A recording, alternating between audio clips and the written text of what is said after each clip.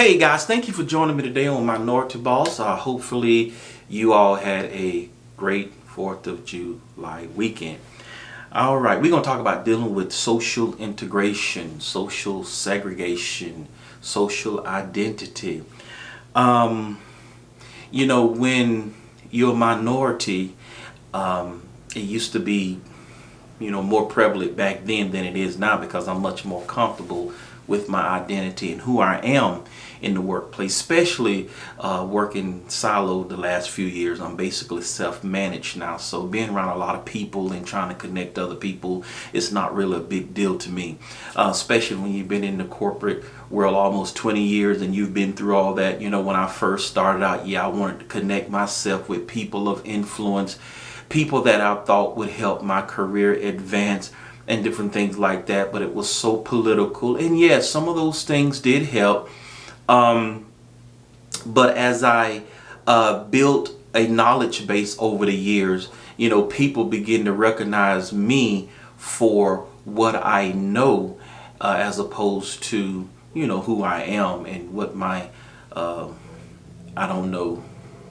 diverse characteristics are, if you. I was just reading an article and it was saying when minorities join a company, they look for others in that organization who share the same characteristics to make them feel, I guess, more comfortable, because research does say that the majority deem the minority as a lower status when it comes down to social identity. So we're actually women, people of color, people who are not part of the prototypical figure in the workplace. We're considered a lower status according to research. So I guess knowing that, you try to connect with others who share the same characteristics, so you can kind of have somebody on your side, I guess, so you won't kind of feel out there alone and by yourself. I know I experienced that when I first started. In fact, that used to be a main concern of mine. Everywhere I went,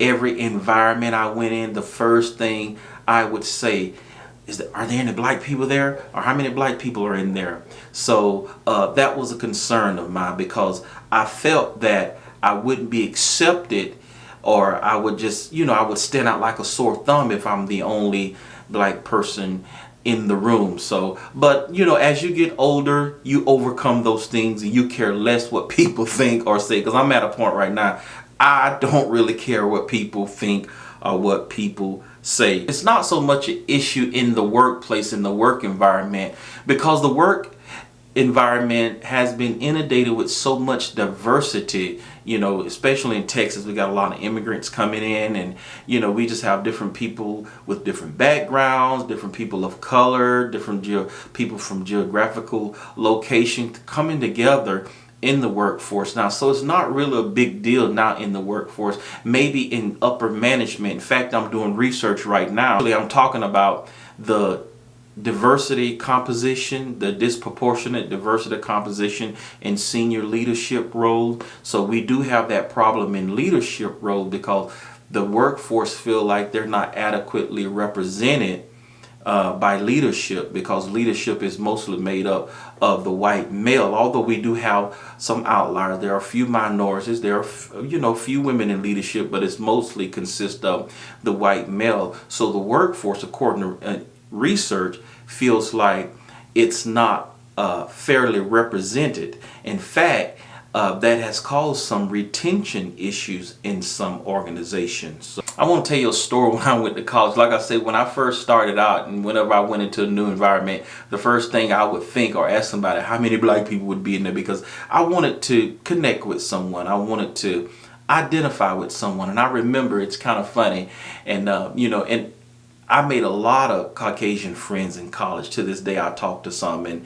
we go visit. So, but anyways, I went to a predominantly white school, and when I was enrolled the first week, I didn't see any people of, I didn't see any, when I say minorities, I didn't see any African American. I saw some minorities, but I didn't see people that I could identify with. And I'm like, oh my God, what's going on? So it was so funny, because a few days later, I was sitting on the steps one day of my dorm, and I saw a brother walking And I say, hey, do you go to college? And it was like, oh my gosh, it's so good to see you. Where have you been? I thought I was the only one here. It was so funny. We laughed at that to this day. I'm still friends with him. So I got his phone number and we hooked up and we became real close friends in college. And then later on I met others. But that was so funny. That goes to show you when we're going in a new environment or when we start a new job, that's important to some of us because we know the perception of minority, and we wouldn't feel comfortable standing out, being the only one standing out like a sore thumb when we understand the perceptions. So it's more comfortable for us when we can identify. Now, right now in my career, like I say, that's not really an issue right now. I guess because I'm comfortable with where I am, and I run the department, and if I feel like I've proven myself over the years, maybe if I got another job, maybe I would kind of relive that again, like, I need somebody I can identify with, because it's like I have to prove myself again in the new environment, right? I have to get validation and stuff like that. Right now, I don't have to do that because everybody in my company, for the last 18 years, they understand my worth. They understand my contribution. So that's not a major issue right now with me. So I'm comfortable in who I am, and it's like whoever doesn't like it, just thank you for joining. Don't forget to subscribe, and we'll see you next week.